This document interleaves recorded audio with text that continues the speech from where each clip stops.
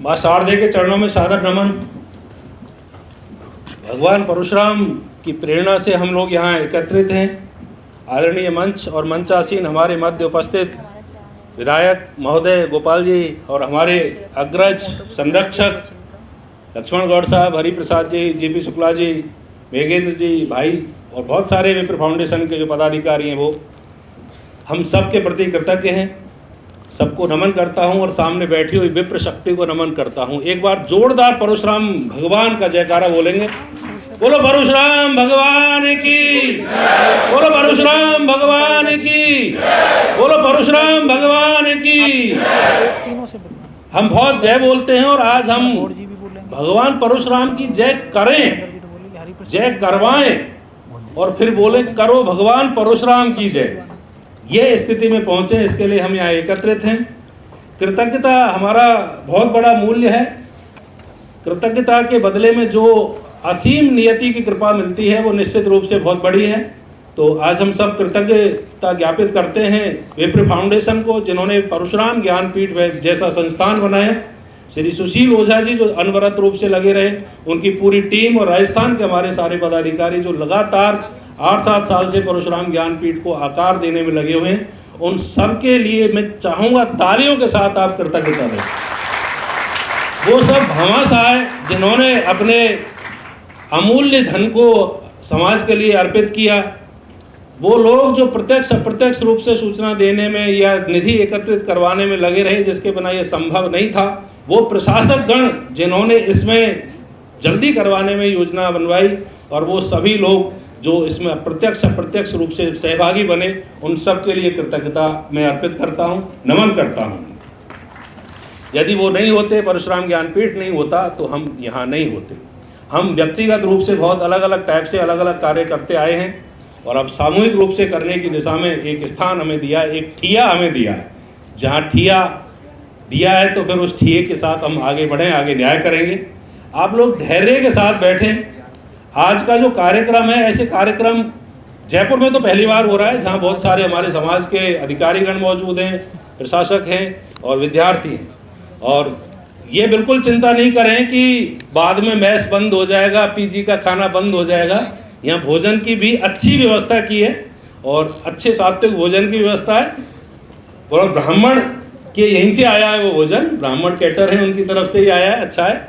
तो वो भी प्रबंधन है, तो आराम से धैर्य के साथ सुनना। साथ में हमारे जो और अधिकारी हैं, विक्रांत जी हैं, विकास जी हैं, सर्वेश जी हैं, वो भी आपको अपने मार्गदर्शन देंगे। मैं थोड़ी सी प्रकाश डालता हूं कि इस समय जो हम परशुराम ज्ञानपीठ में कोर्स संचालित करने वाले हैं, उनमें मुख्य रूप से ये काम नहीं कर रहा है कि सब कर रहा है सब। ये कोर्स है, एक कोर्स IAS फाउंडेशन है, RS फाउंडेशन है, और उन विद्यार्थियों के लिए जो ग्रेजुएशन कर रहे हैं फर्स्ट ईयर सेकेंड ईयर में, एक इंटीग्रेटेड कोर्स है IAS और RS का, वह भी है। इस कोर्स में बहुत अच्छे टीचर्स आपको मिलेंगे, प्रिंटेड बुकलेट्स मिलेंगी, साथ में पर्सनल मेंटरशिप मिलेगी। और हमारे वो अधिकारी जो स्वेच्छा से सामने आए हैं और उन्होंने ये कहा है कि हम 10-10 स्टूडेंट्स के लिए पर्सनल मेंटरशिप देंगे, ग्रुप बना के लगातार उनकी सफलता तक, केवल आज के दिन एक दिन के लिए नहीं, आगे भी भविष्य में भी वो लगातार आपको मार्गदर्शन देते रहेंगे। एक बार तालियों के साथ उनके लिए भी नमन कर दो आप, कि वो अपने अमूल्य समय में से आपको निकाल के 10-10 जनों के ग्रुप में बना के देंगे। और वो आज का देखो क्या एक बड़ा एग्जाम हो रहा है कांस्टेबल का, और हमारे बहुत सारे SP हैं, कलेक्टर साहब हैं, SDM और DSP, उनकी ड्यूटी लगी हुई है इस परीक्षा को संपादित करवाने में, इसलिए वो नहीं आ पाए, अदरवाइज वो आपके सामने होते। बीच बीच में वो लोग सब आते रहेंगे और 10-10 जनों के ग्रुप में बनाएंगे। और एक अच्छी बात यह है कि जो हमारी गर्ल्स अधिकारी हैं, महिला अधिकारी हैं, वो भी आगे बढ़ के आगे आई हैं, और उन्होंने कहा है कि हम गर्ल्स स्टूडेंट्स को स्पेशली मेंटरशिप देंगे। तो हमने भी यह तय किया है कि गर्ल्स स्टूडेंट्स के लिए गर्ल्स ऑफिसर मेंटर के रूप में रहेंगी, ताकि वो अपने मन में उनकी बातें उनको अच्छी तरह से बता सकें, समस्या बता सकें, समाधान करवा सकें। तो ऐसी महिला शक्ति अधिकारियों के लिए भी हम नमन करते हैं। तहसील वगैरह हमारी रहेगी, नियमित डाउट सेशन यहाँ रहेंगे, क्लासेस परशुराम ज्ञानपीठ का जो बहुत भव्य सुंदर भवन बना है उसमें लगेंगी। हमारी योजना थी कि ये सेमिनार भी हम वहीं करें, लेकिन सभागार में अभी सौंदर्य कार्य चल रहा है, फॉल सीलिंग और कुछ काम बाकी हैं, तो इस वजह से नहीं हो पाए। आपको समय हो तो पीछे ही है बिल्कुल, यहाँ वहाँ देख के जरूर जाएं। 6 तारीख को ही माननीय श्रीमान भजन लाल जी हमारे जो मुख्यमंत्री हैं उन्होंने उसका उद्घाटन किया था, बहुत सारे समाज बंधु उसमें एकत्रित थे, वो आए थे, तो आप भी उसको देख के जाएं, वहाँ ये हो रहा है। अब हम इस विषय पर आते हैं कि हम ये जो कोर्स हमने देखे थे, आपकी सबकी जिज्ञासा ये रहती है कि हम ये कैसे करें, और बहुत सारे बता भी देते हैं मार्ग, लेकिन मैं सबसे पहले इस बात पर आता हूँ कि हम ये क्यों करें, ज़रूरत क्या है हमें करने की। हम दो भाई पे चर्चा करेंगे, एक भाई सिविल सर्विसेज और भाई परशुराम ज्ञानपीठ में ही क्यों करें। जब तक आपका वाई क्लियर नहीं होगा हम क्यों करना चाहते हैं, हम आगे नहीं बढ़ पाएंगे।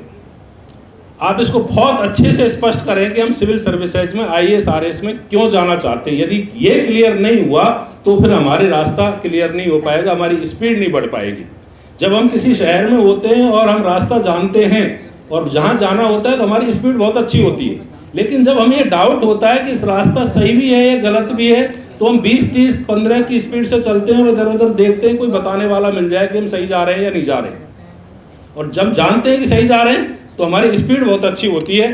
तो उस क्यों को जरूर क्लियर कर लें कि हम इसमें क्यों जाना चाहते हैं। सबके भाई अलग अलग होते हैं। एक करियर तो हम सबको चाहिए ही चाहिए।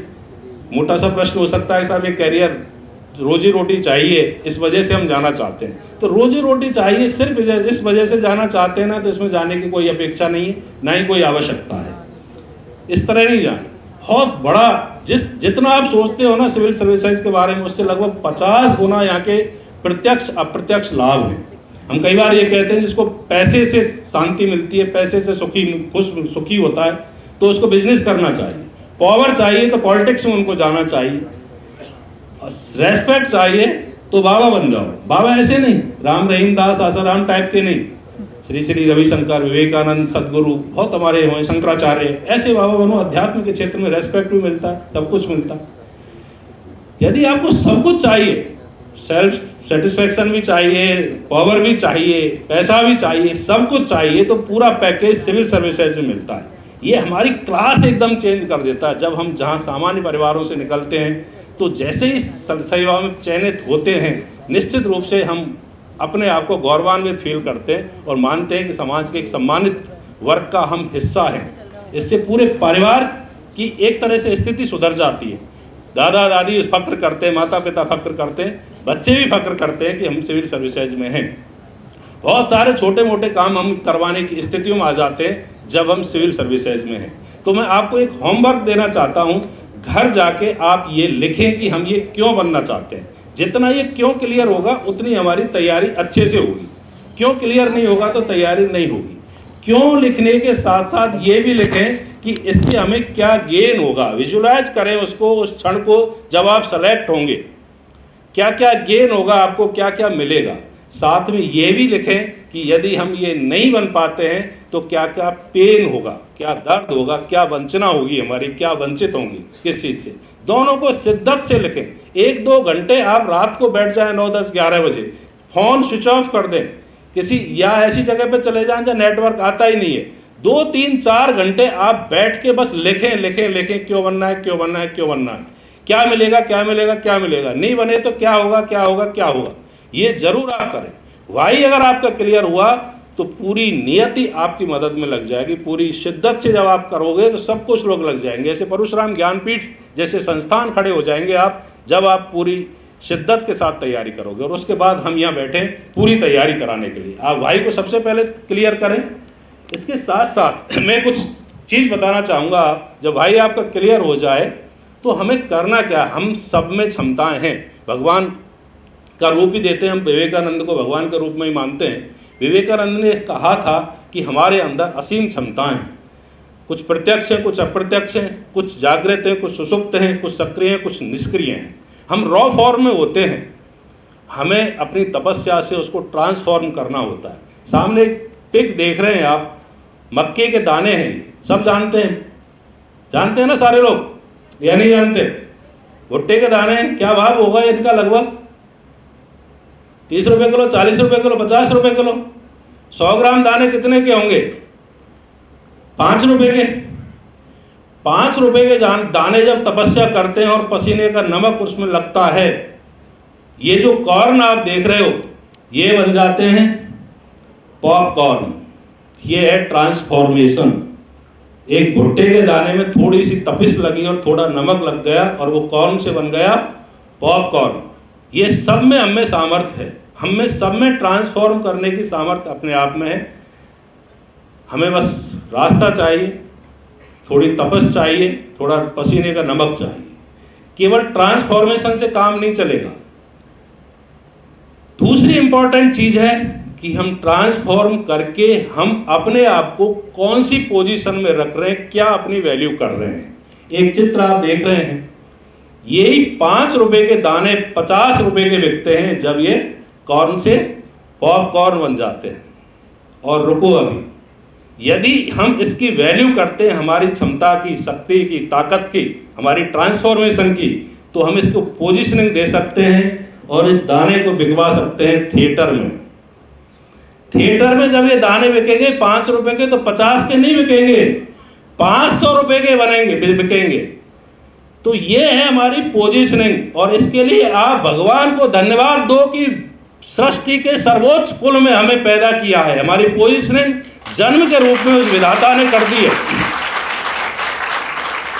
जन्म देकर, जरूरी थोड़ी था हम ब्राह्मण कुल में जन्म लेते, हमें कहीं भी पटक देते, सूडान उड़ान, कहीं भी, कोई से अफगान कहीं भी पटक सकते थे। वो म्यांमार ऐसे देश में जन्म दे सकते थे जहां बहुत बुरे हालात हो सकते थे, किसी भी कुल में पैदा कर सकते थे, हमारे हाथ में नहीं था। लेकिन उस विधाता ने कुछ सोच के कि ये सृष्टि की सर्वोच्च रचना है, इसको ब्राह्मण कुल में मैं पैदा करूंगा, तो एक पोजीशनिंग उसने कर दी है। एक ब्राह्मणी के पेट में हमें रख के, उसकी कोख में हमें स्थान देकर उन्होंने कर दिए। अब हमारी बारी है कि हम अपना ट्रांसफॉर्मेशन कैसे करते हैं और अपनी पोजीशनिंग कैसे करते हैं। हमें अक्सर कहता हूं कि तैयारी कोई भी हो, पटवारी की हो, गिरदावर की हो, कांस्टेबल की हो, 3rd grade 2nd grade, sub inspector, कोई भी हो, बनना आपको कॉर्न से पॉपकॉर्न नहीं पड़ेगा। तैयारी सब जगह करनी पड़ेगी आपको, और उतनी ही तैयारी करनी पड़ेगी। किताबें सबकी 250-300 ग्राम की ही हैं, अक्षर वही 12, 13, 14 फुट के ही हैं, काले ही हैं, सब जगह पढ़ने पड़ेंगे। अब आपके ऊपर निर्भर करता है कि आप कौन से एग्जाम के लिए वो पढ़ाई कर रहे हो। कई बार हम डर जाते हैं कि पहले छोटी नौकरी पकड़ लेते हैं, फिर बाद में पकड़ लेंगे। ये ठेले वाला कभी भी थिएटर के 500 रुपये नहीं बेच पाएगा, कभी भी नहीं बेच पाएगा। ये अलग बात है कि वहाँ वाले नीचे बिक जाएं, यहाँ नहीं बिकेंगे। तो हमें खुद को हमेशा यह जागरूक करना है कि हम अपने ट्रांसफॉर्मेशन भी करें और पोजीशनिंग भी अच्छी करें। अब बारी आती है ये कि जब हमें करना है ये ट्रांसफॉर्मेशन और पोजीशनिंग भी देनी है, तो ये जो परशुराम ज्ञानपीठ है, ये क्यों, इसमें क्या है ऐसा विशेष जो अन्य जगह पर नहीं है, अन्य संस्थानों में नहीं है, वो यहाँ क्यों विशेष है। यहाँ कोचिंग तो मिलेगी आपको, इसके साथ साथ यहाँ का जो प्रकल्प है वो है सर्वांगीण विकास का। एक अच्छा प्रशासक तैयार करना ताकि वो सशक्त राष्ट्र का निर्माण कर सके। इसमें आप जब देखेंगे ये केवल लिखने के लिए नहीं है, ये वास्तव में करने के लिए, क्योंकि बहुत सारे लोग इससे जुड़े हुए हैं। एक विकी हमारा विप्र फाउंडेशन का ही प्रकल्प है जहाँ व्यापारी वर्ग साथ में है, वो बहुत एडवांस लेवल पर काम कर रहे हैं। स्किल डेवलपमेंट के क्षेत्र में, रोजगार देने के क्षेत्र में बहुत अच्छे काम कर रहे हैं। वो भी हमारे स्टूडेंट्स को मदद करेंगे। बहुत सारे और जो मैनेजमेंट के गुरु हैं वो भी मदद करेंगे।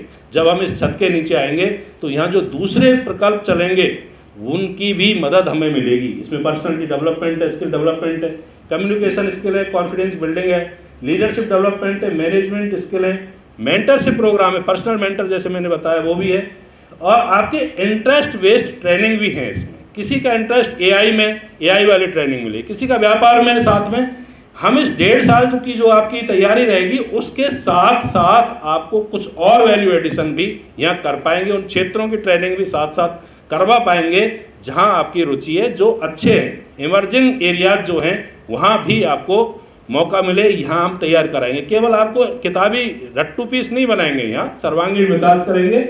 इनोवेशन जो स्टार्टअप जैसे हैं वो भी यहाँ मदद मिलेगी। साथ में हेल्थ और वेल्थ मैनेजमेंट भी बहुत ज़रूरी है, यहाँ ये भी आपको करवाया जाएगा।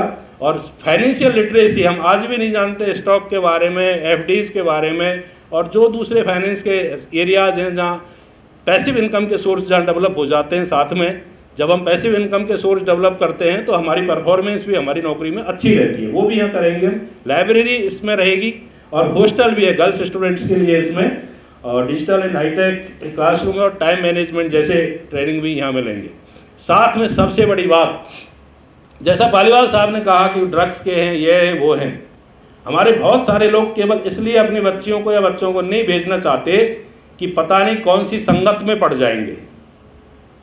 सुरक्षा और संगत ये दो बड़े महत्वपूर्ण एरिया हैं जिसकी वजह से हम आगे नहीं बढ़ पाते हैं, क्योंकि हमारे लिए विशेषकर से बेटियों के लिए ये आवश्यक है कि वो सुरक्षित हों और उनकी संगत अच्छी हो। कैरियर से भी ज़्यादा, सफलता से ज़्यादा सुरक्षा और संगत महत्वपूर्ण है, और वो यहाँ इंश्योर होगी क्योंकि हम विप्र वर्ग के बीच में होंगे, विप्र अधिकारियों के सानिध्य में होंगे, विप्र हितैषी जो हमारे संरक्षक हैं उनके सानिध्य में यहाँ होंगे। तो न केवल हमें सुरक्षित वातावरण में मिलेगा बल्कि सर्वोच्च संगत भी हमें यहाँ मिलेगी। ये हमें एक्स्ट्रा काम करवाएगी। बहुत सारी चुनौतियाँ ऐसी सब सेवा में आती हैं जो हम अकेले पार नहीं पटक सकते उन पर। आजकल जो स्थितियाँ हो रही हैं वो चुनौतियाँ ऐसी हैं, हम सामूहिक रूप से ही उनसे मुकाबला कर सकते हैं, केवल किताबी ज्ञान से नहीं कर सकते। आपकी जानकारी के लिए बता दूं, मैं 2020 से पहले जो स्थिति थी आरएस प्रीलिम्स में और आरएस मेंस में, 2020 के बाद बदल गई है, और उसमें हम आवाज़ इसलिए नहीं उठा पाए हैं कि हम अकेले हैं। 2020 में एक सर्कुलर आया, आपको ध्यान में, आप तो अभी भी पता होगा, आपको संभवतः लगता होगा कि 15 गुना प्रीलिम्स में पास हो रहे होंगे, यही लगता है ना आपको, 15 गुना प्री में पास होते हैं। 15 गुना पास नहीं हो रहे हैं। एक सर्कुलर ऐसा आया है, जैसे पहले कैटेगरी वाइज 15 गुना पास करते थे, अब कैटेगरी वाइज 15 गुना पास नहीं कर रहे हैं, ओवरऑल 15 गुना पास कर रहे हैं। और किसी कैटेगरी में यदि 15 गुना पास नहीं है तो उस कैटेगरी के वो 15 गुना एक्स्ट्रा कर देते हैं, लेकिन जनरल को एज ए कैटेगरी काउंट नहीं करते। बहुत ही महत्वपूर्ण और आवश्यक ये बिंदु है, जिसको मैंने बहुत सारे स्टूडेंट से कहा कि आप इसको कोर्ट में फाइट करो, जाओ लड़ो, कहो, ज्ञापन दो, लेकिन नहीं गए। सब हाईलाइट हो जाएंगे, अकेले पड़ जाएंगे क्योंकि वहाँ साथ नहीं है लोग। यहाँ ऐसी चुनौतियों का सामना हम कर सकते हैं। 2020 से पहले जो 15 गुना हो रहे थे वो 2023-24 में केवल 6% पास हुए, केवल 6%। मेरे पास आंकड़े भी हम आपको दिखाएंगे, सार्वजनिक करेंगे। हमने विधानसभा में क्वेश्चन लगवाया था। मतलब आप विडंबना देखिए हमारे डरने की कि हमने आरटीआई से सूचना लेना था, कुछ इतनी समझा। मैंने कहा था आप सूचना लेके देखो, आप 7-8% से ज़्यादा नहीं है। सूचना नहीं ली किसी ने। फिर किसी विधायक महोदय से हमने क्वेश्चन लगवाया हमारे साथियों ने, और वहाँ आंकड़े निकल के आए कि जो प्रीलिम्स में 2018 में 8,300 स्टूडेंट्स पास हुए थे, वही 2023 में केवल 2,300 स्टूडेंट रह गए प्रीलिम्स में पास होने वाले। जब हम प्री में ही पास नहीं होंगे, मेंस में ही पास नहीं होंगे, तो हमारे सिलेक्शन कहाँ से होंगे। तो ऐसी चुनौतियों का मुकाबला भी हम समूह में रह के कर सकते हैं। और इसका एक सबसे बढ़िया उदाहरण देता हूँ। जीएल शर्मा जी हमारे बीच में मौजूद है। 2003 का आरएस का बैच था। जनरल स्टूडेंट्स को वहाँ ऐसे ही भेदभाव किया गया और उचित पास नहीं किया। हमने केस लड़ा, कोर्ट में गए, जस्टिस शिव कुमार जी ने उस मेंस के रिजल्ट को क्वेश्चन किया और रिवाइज करवाया रिजल्ट।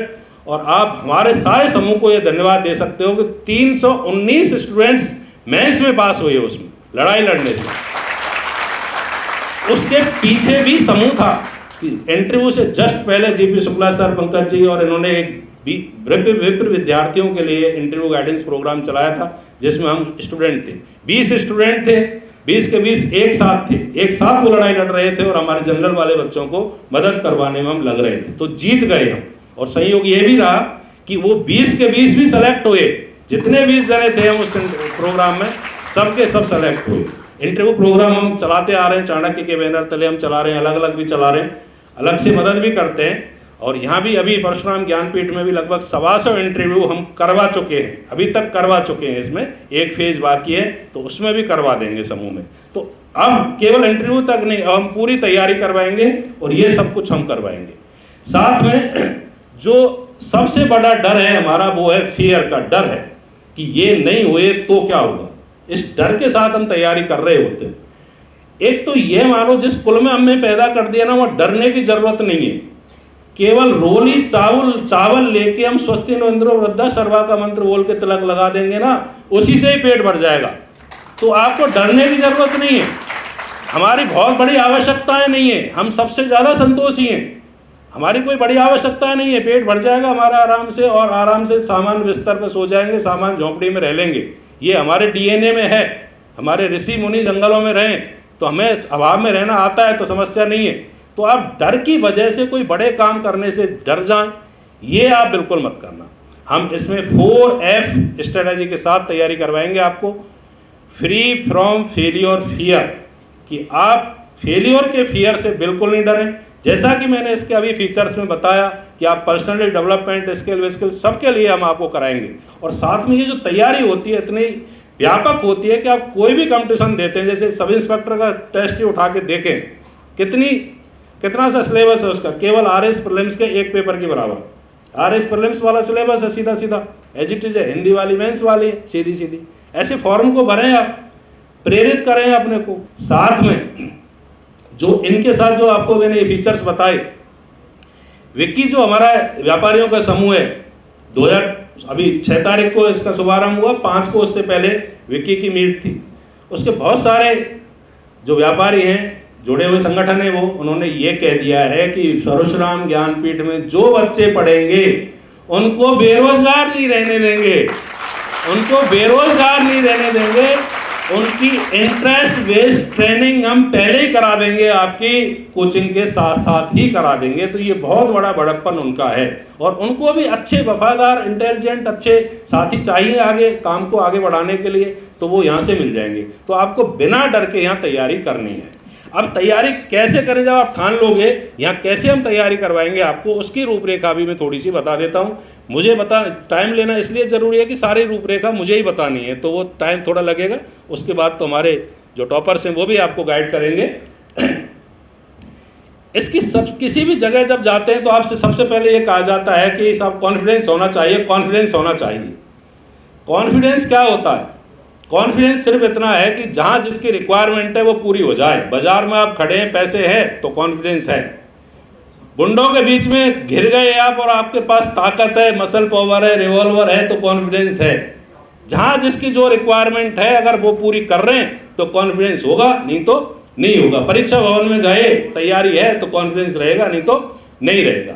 यहाँ जो रिक्वायरमेंट्स है सिविल सर्विसेज में, पहली रिक्वायरमेंट ये है कि ये आपका करियर चॉइसेस्ट करियर होना चाहिए। जब मन से काम करते हैं तो पैशन बन जाता है वो, और पैशन बन जाता है तो फिर थकान नहीं होती उसमें। थैंक यू सर, आप पधारे, बहुत अच्छा लगा, आप आते रहे हमारे बीच में, प्लीज। Thank you sir. तो जब मन से काम करते हो, पैशन बन जाता है, थकान नहीं होगी, पूरी शिद्दत से आप काम करोगे। क्वालिफिकेशन केवल ग्रेजुएशन, भले ही आप 3rd डिवीजन हो, 2nd डिवीजन हो, कोई फर्क नहीं पड़ता।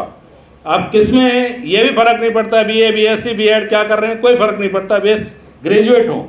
साथ में आपकी फिटनेस होनी चाहिए, फिजिकल भी और मेंटली। इस पे भी हम काम करेंगे, योग प्राणायाम जैसी चीज़ें आपको करवाएंगे।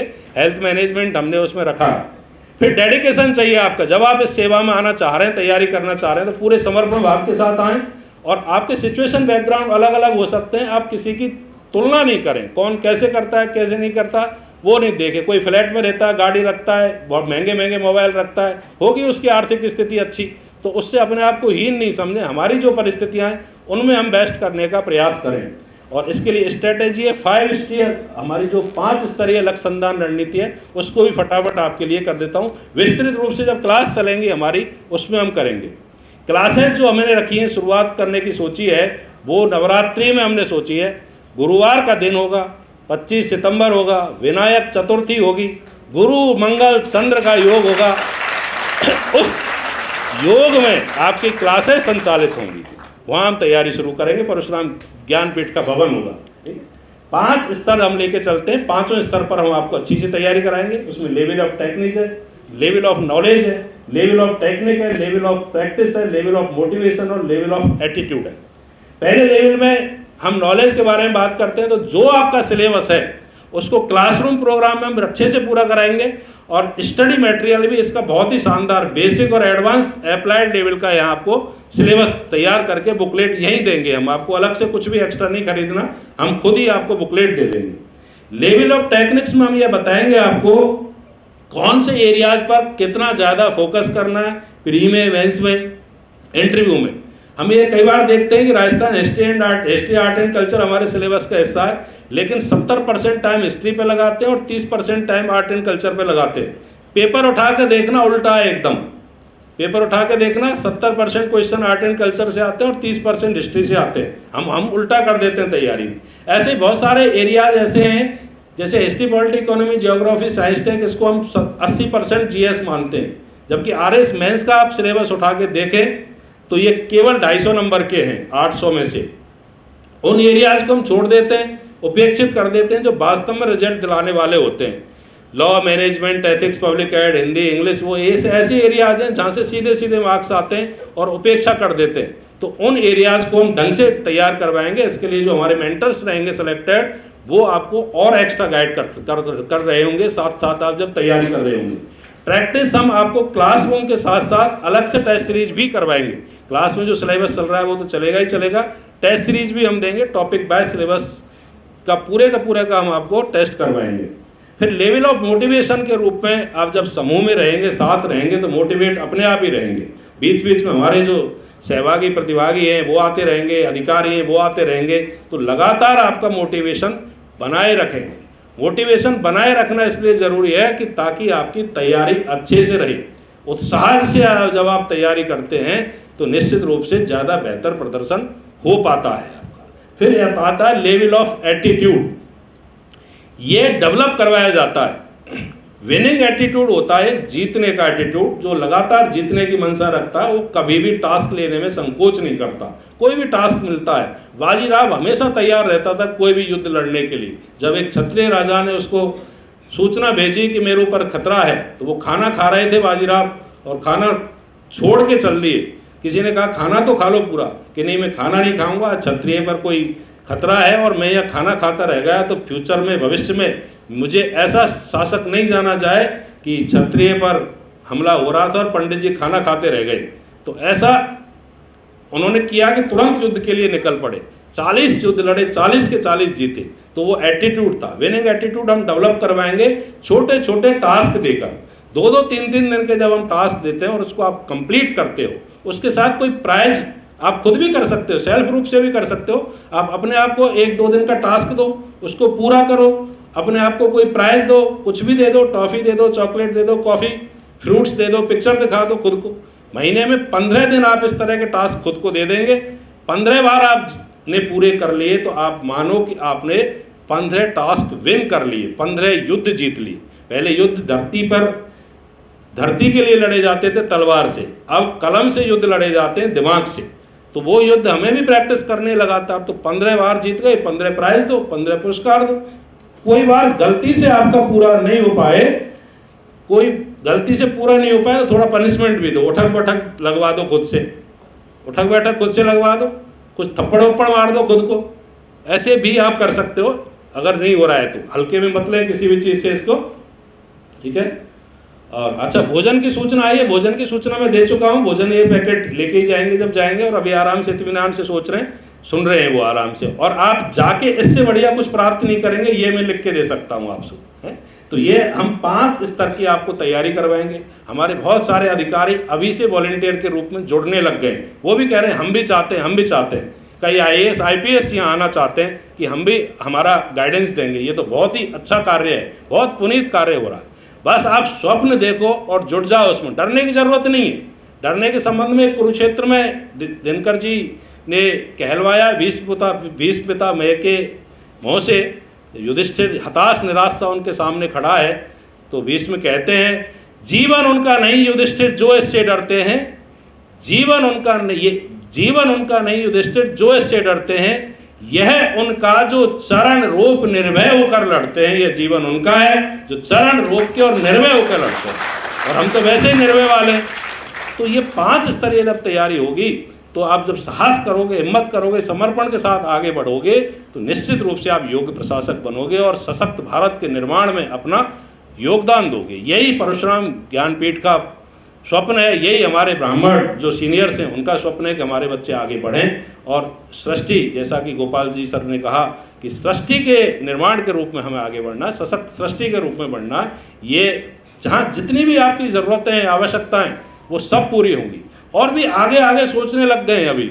और भी जैसे हरिप्रसाद साहब ने कहा कि 51 बच्चों को हम कहेंगे, तो मैंने उनको कहा थोड़ी संख्या बढ़ाओ साहब, एक 0 तो लगाओ। तो उन्होंने कहा धीरे धीरे स्टेप बाय करेंगे तो आगे पूरा भी कर लेंगे। तो वो भी दिन आएगा जब कोई प्रतिभा हमारी पैसे के अभाव में वंचित नहीं होगी, गाइडेंस के अभाव में नहीं होगी। ये भी नहीं सोचेंगे केवल गरीबों के लिए, सब प्रतिभाओं के लिए, ये सभी प्रतिभाओं के लिए। बहुत सारी योग्य प्रतिभाएं, पैसा तो है उनके पास, उचित डायरेक्शन नहीं, सही समय पर नहीं मिलता है। तो सही समय पर सही डायरेक्शन भी यहाँ मिल जाता है तो भी निकल जाएंगी वो। जीतो फाउंडेशन जो जैनों का चलता है, वहाँ केवल गरीब बच्चे नहीं रहते, सब अमीरों के लोग, अधिकारियों के बच्चे वहाँ रहते हैं। और हर साल लगभग 50 IAS निकलते हैं वहाँ से, जीतो से। कितनी सी उनकी पॉपुलेशन है। मूल काम तो उनका नहीं है ये पढ़ाई वाला, मूल काम तो बिजनेस है उनका। उसके बावजूद उन्होंने मिशन ले लिया कि हमें सेलेक्ट होना है, तो वो निकल रहे 50 बच्चे। तो ऐसे ही हम भी ये तैयार करेंगे कि हमारे विद्यार्थी भी प्रशासन में जाएं और हमारे देश का नाम रोशन करें, हमारे समाज का नाम रोशन करें। इसके साथ साथ जो बातें, ये सारी वही हैं जो मैंने अभी बात की है आपसे।